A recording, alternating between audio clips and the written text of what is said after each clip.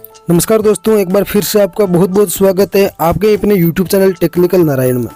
तो दोस्तों, आपके परिवार में कोई भी वृद्ध महिला या पुरुष है और दोस्तों उनको अभी तक पेंशन नहीं मिल रही है और आप चाहते हो कि आप उनकी पेंशन शुरू करवा दें, तो दोस्तों पेंशन शुरू करने से पहले आपको सभी पात्रता मालूम होनी चाहिए कि किन किन लोगों को पेंशन मिलती है, किन औरतों को पेंशन मिलती है, उनकी उम्र क्या होनी चाहिए, उनकी वार्षिक आय कितनी होनी चाहिए। और दोस्तों इसके बारे में आपको बिल्कुल भी पता नहीं है और आप ये चाहते हो कि आप कैसे पता करोगे कि क्या क्या पात्रता है। तो दोस्तों इस वीडियो में यही बात करने वाले हैं कि चाहे विधवा पेंशन हो, विकलांग पेंशन हो, वृद्धा पेंशन हो या फिर एकल नारी पेंशन हो, कोई भी पेंशन हो तो उसकी क्या पात्रता है, कितनी पेंशन मिलेगी, उनकी उम्र कितनी होनी चाहिए। तो दोस्तों वीडियो में अंत तक बने रहे। इस वीडियो में आपको पूरा समझाने वाला हूँ। आपको कहीं भी इधर उधर जाने की जरूरत नहीं है। और दोस्तों वीडियो से संबंधित आपके मन में अगर कोई भी सवाल है तो आप हमें कमेंट बॉक्स में बेझिझक पूछ सकते हैं।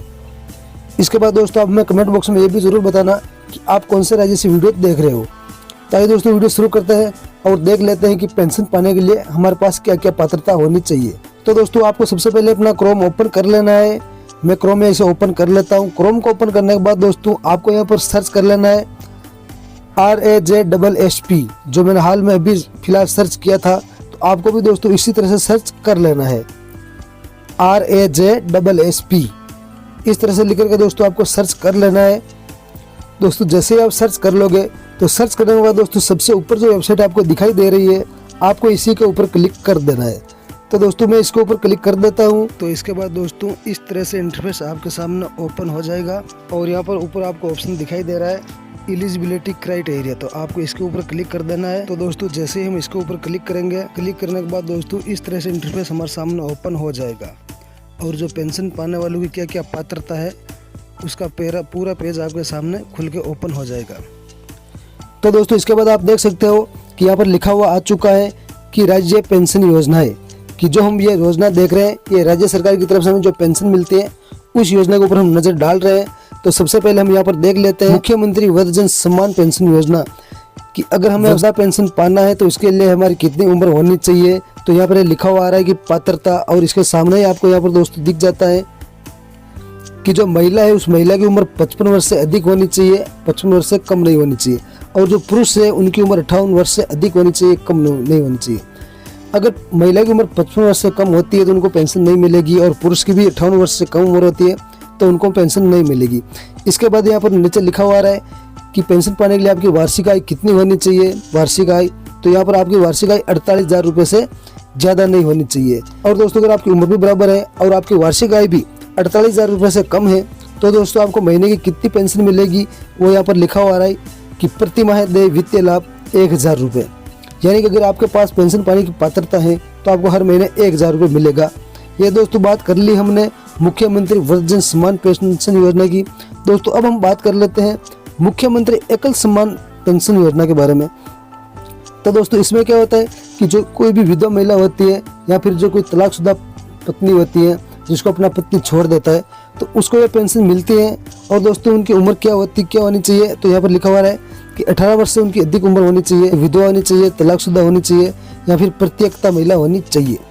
और दोस्तों इसमें भी इनकी पात्रता यही है कि इनकी वार्षिक आय कितनी होनी चाहिए, तो 48,000 रुपये इनकी वार्षिक आय होनी चाहिए।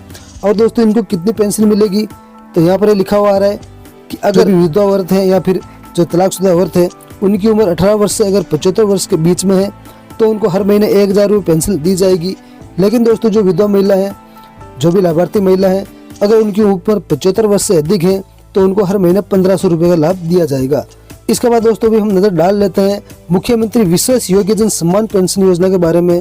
तो यहाँ पर आप देख सकते हो मुख्यमंत्री विशेष सम्मान जन योजना पेंशन, इसमें भी इनकी क्या पात्रता है। तो पात्रता आपको यहाँ पर दिखाई देती है कि इसमें किसी भी आयु का लाभ ले सकता है, चाहे आदमी महिला पुरुष कोई भी हो।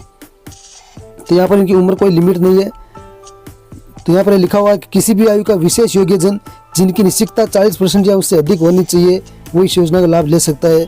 या फिर जो कोई बौना आदमी है जो 3 फीट 6 इंच का हो और या फिर कोई हिजड़ा हो वो इस योजना का लाभ ले सकता है।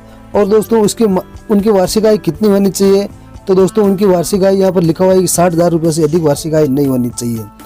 अगर दोस्तों उनकी वार्षिक आय भी 60,000 रुपये है और जो उनकी पेंशन की पात्रता है वो भी उनकी बराबर है, तो उनको कितनी पेंशन मिलेगी। जो लाभार्थी है उसकी अगर उम्र 75 वर्ष से कम है तो उनको हर महीने 1000 रुपये दिए जाएंगे। लेकिन जो लाभार्थी है उनकी उम्र 75 वर्ष से अधिक है तो उनको हर महीने 1250 रुपये दिए जाएंगे। लेकिन दोस्तों जो लाभार्थी है वो कुष्ठ रोग मुक्त बीमारी से पीड़ित है तो उनको हर महीने 2500 रुपये दिए जाएंगे। और जो लाभार्थी है दोस्तों अगर वो सिलिकोसिस नामक बीमारी से पीड़ित है तो उनको 1500 रुपये हर महीने दिए जाएंगे। अब दोस्तों हम बात कर लेते हैं किसानों की। जो लघु एवं सीमित कृषक है उनको कितनी पेंशन दी जाएगी और उनकी क्या पात्रता है। दोस्तों आप भी किसान ही हो, मैं भी किसान ही हूँ, तो इसके लिए दोस्तों उम्र हमारी वही है कि महिला है उनकी उम्र 55 वर्ष होनी चाहिए और जो पुरुष है उनकी उम्र 58 वर्ष होनी चाहिए। और दोस्तों यहाँ पर हमें हमारे वार्षिक आय से कोई लेना देना नहीं है, तो दोस्तों उनको कितनी पेंशन मिलेगी तो यहाँ पर आप देख सकते हो कि उनको हर महीने 1000 रुपये पेंशन दी जाएगी। तो दोस्तों ये तो हमने बात कर ली कि राज्य सरकार के द्वारा जो हमें पेंशन मिलती है उसके बारे में, कि राज्य सरकार के द्वारा अगर हम पेंशन पाते हैं तो हमें कितनी पेंशन मिलेगी और हमारी क्या पात्रता होनी चाहिए तभी हमें पेंशन मिल सकती है। अब दोस्तों एक नज़र डाल लेते हैं जो केंद्र सरकार की पेंशन योजना है उसके ऊपर। तो दोस्तों इसके लिए हम स्क्रॉल करके नीचे आएंगे, तो नीचे आने के बाद दोस्तों आप देख सकते हो कि यहाँ पर लिखा हुआ है राष्ट्रीय पेंशन योजना है। इसके बाद आप दोस्तों आपको यहाँ पर सबसे पहले दिखाई देता है इंदिरा गांधी राष्ट्रीय वृद्धा पेंशन योजना। तो दोस्तों इसमें क्या पात्रता है कि इस वृद्धा पेंशन का लाभ लेने के लिए दोस्तों आपका बीपीएल परिवार में होना आवश्यक है। अगर दोस्तों आपकी उम्र 60 वर्ष से कम है तो आप इस योजना का लाभ नहीं ले पाओगे, यानी कि आपको पेंशन नहीं मिलेगी। इसके बाद नीचे आ रहा है कि आपकी वार्षिक आय कितनी होनी चाहिए। तो वार्षिक सीमा में यहाँ पर लिखा हुआ है कि केंद्र सरकार की बीपीएल सूची में सूचीबद्ध, जो केंद्र सरकार की बीपीएल सूची में सूचीबद्ध वार्षिक आय तय की हुई है उतनी ही आपकी वार्षिक आय होनी चाहिए। अगर आप पात्रता में बराबर हो, आप बीपीएल सूची में भी, तो फिर आपको महीने की कितनी पेंशन मिलेगी वो यहाँ पर लिखा हुआ है कि आपको महीने के 1000 रुपये पेंशन दी जाएगी।